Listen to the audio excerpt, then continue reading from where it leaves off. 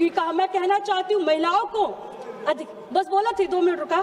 महिलाओं को उनका अधिकार किसी वादे या फ्यूचर प्लान के रूप में नहीं बल्कि आज की हकीकत के रूप में मिलना चाहिए। ये सदन तभी सच्चा लोकतंत्र कहलाएगा जब इसमें हर वर्ग, हर समाज, हर महिला की आवाज बराबरी सुनी जाएगी। अध्यक्ष महोदय, मैं आखिरी में बस इतना कहना चाहूंगी, 2023 में वुमेन रिजर्वेशन बिल सरकार और सत्ता ने मिलकर पास किया था, लेकिन अब जिम्मेदारी सरकार की लागू करने की है। मेरा साफ साफ कहना है कि सरकार इसे ईमानदारी से जल्दी लागू किया जाए।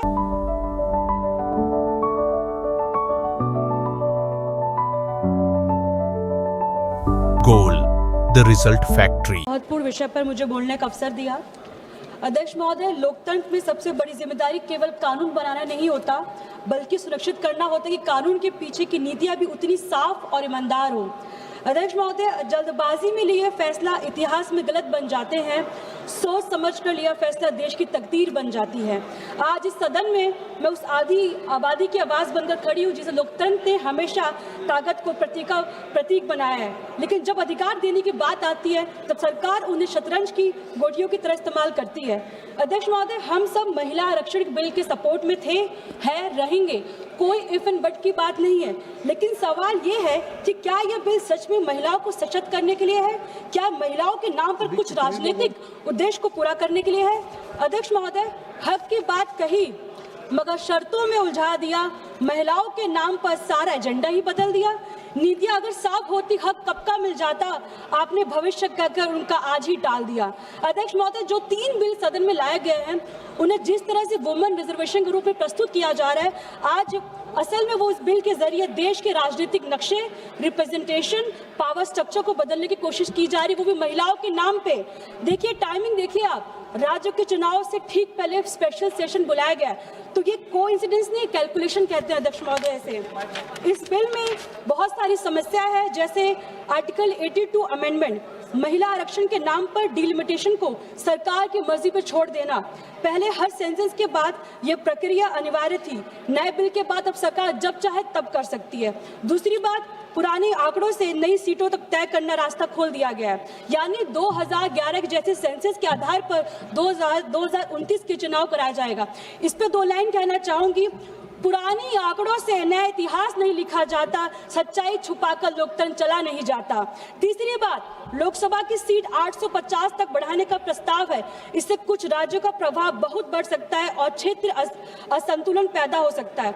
चौथा, महिलाओं को तुरंत आरक्षण नहीं दिया जा रहा, उससे डिलिमिटेशंस लिंक किया जा रहा है, यानी अधिकार अभी नहीं मिलेगा, पहले सीटों का नक्शा बदला जाएगा। पांचवा, पूरी प्रक्रिया को निरंतर संसद यानी सरकार के हाथ में है, मतलब सरकार जब चाहे कोई भी सेंसस ले सकती है, कभी भी डिलिमिटेशन कर सकती है, मतलब सरकार अपनी मनमर्जी करेगी। अध्यक्ष महोदय, डॉक्टर भीमराव अंबेडकर ने जब संविधान बनाते समय यह स्पष्ट कह दिया था कि भारत का जो ढांचा वो फेडरल रहेगा, जहां केंद्र और राज्य दोनों की भूमिका संतुलित रहेगी, लेकिन आज जो प्रस्ताव आया है वह उसी संतुलन को कमजोर करने की कोशिश की जा रही है। डिलिमिटेशन के बाद कुछ राज्यों का प्रभाव डिस्प्रोपोर्शनेट तरीके से बढ़ सकता है, जहां इसी तरह उत्तर और दक्षिण का संतुलन और राजनीतिक तनाव भी बढ़ सकता है।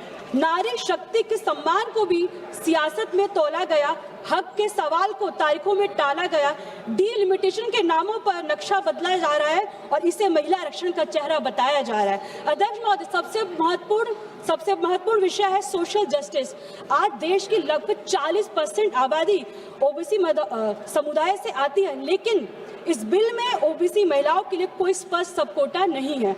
महोदय, हम महिला आरक्षण बिल के खिलाफ नहीं है, लेकिन जो महिलाएं इसमें हर वर्ग की होनी चाहिए, मतलब अगर ये नहीं रहा तो इसका जो फायदा कुछ सीमित महिलाओं को मिलेगा। अध्यक्ष महोदय, इसमें मैं 2 लाइन कहूंगी।